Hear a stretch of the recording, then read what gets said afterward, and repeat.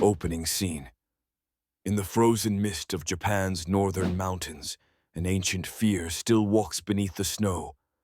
They say if you're lost and desperate, she will find you.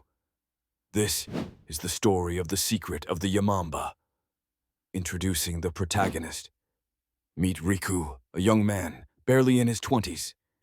He grew up in the city, raised on reason and realism. He was a student of engineering, someone who valued facts over folklore. But that was before he joined a winter expedition across the snowbound Tohoku mountain range with a few of his university friends. The journey begins. The first day of their trek was uneventful, filled with laughter, camaraderie, and the sound of snow crunching beneath boots. But on the second day, a brutal storm struck without warning. Blinding winds howled across the mountains, obliterating the trail and scattering the group. Lost and alone, disoriented and chilled to the core, Riku wandered alone. His compass was useless, his phone had no signal, every direction looked the same. As hours passed, his limbs grew heavier, his breath shallow, and despair crept in. The mysterious hut. Then, salvation. A light flickering in the distance, faint, golden, and steady. Hope reignited. He followed it through the storm until he reached a tiny hut tucked beneath a rock outcropping. A paper lantern swung at the entrance. Smoke curled from the chimney. The first encounter. He knocked.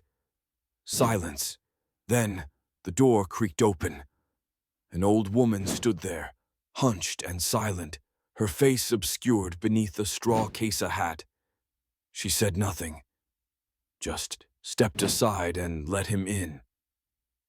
Inside the hut, the warmth hit him instantly. Inside, the air was thick with the scent of herbs and smoke. Shelves held jars filled with dried roots, bones, and powders. A fire crackled low. Without a word, the woman handed him a bowl of soup and motioned toward a futon near the hearth. The sleep. Too tired to ask questions, Riku muttered his thanks and drank the bitter soup. He collapsed into the bedding and drifted off, unaware of the figure sitting silently in the corner, never removing her hat. The change. He awoke to silence. The fire had burned out. The hut was dark, icy cold. He sat up, immediately sensing something was wrong. The walls, where there had been shelves, were now bare and smeared with what looked like dried handprints. There was no door. Instead, a narrow corridor extended into the shadows, into the darkness. Drawn forward despite his fear, Riku stepped into the hallway. It twisted and turned, each step echoing louder. The air was thick, too thick. He began to see strange objects strewn across the floor. Buttons, fragments of gear, a broken compass. The Chamber of Bones. Turning a corner, he found a room filled with bones, stacked high, some bleached, others fresh. Scraps of fabric still clung to them. A red scarf caught his eye.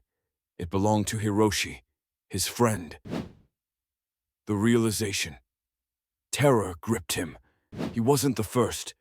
This place, it was a trap, a tomb.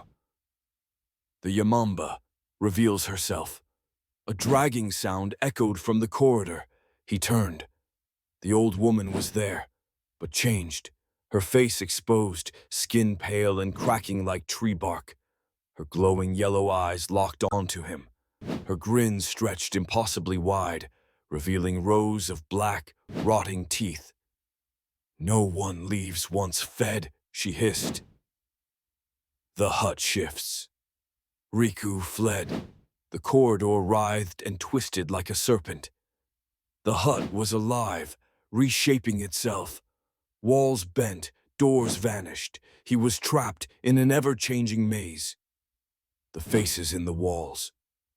As he ran, he glimpsed faces embedded in the wood. Silent, wide-eyed, mouths frozen in screams.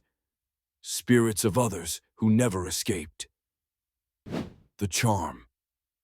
In desperation, he remembered the charm. His grandmother had pressed it into his hand before the trip, a small fox carving, a protector. The final confrontation. The Yamamba lunged, claws outstretched. Riku raised the charm. Light erupted from it, striking her. She screamed, no, roared, as the corridor began to shatter. Blinding light consumed everything. Awakening in the snow. Riku awoke, face down in the snow, alone. The hut was gone. No lantern, no smoke, no trail. The return to the village.